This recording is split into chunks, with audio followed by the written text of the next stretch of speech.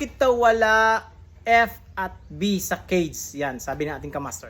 Malagang malaman mga master na yung ating cage is i-spell lang yan sa shape. Nakabase yan sa shape yung ating cage mga master. C shape, A shape, G shape, E shape, D shape.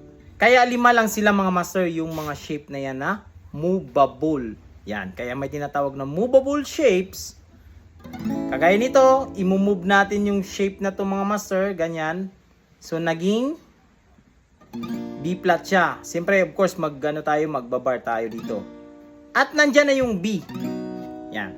At yung E, yung shape na to na E, pag i-move natin, siyempre magbabar tayo dito. Kaya meron tayong F.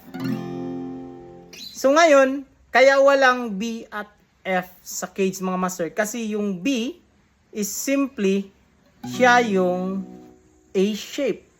At yung F, bakit walang F? Kasi yung F is galing siya sa E shape. Yon.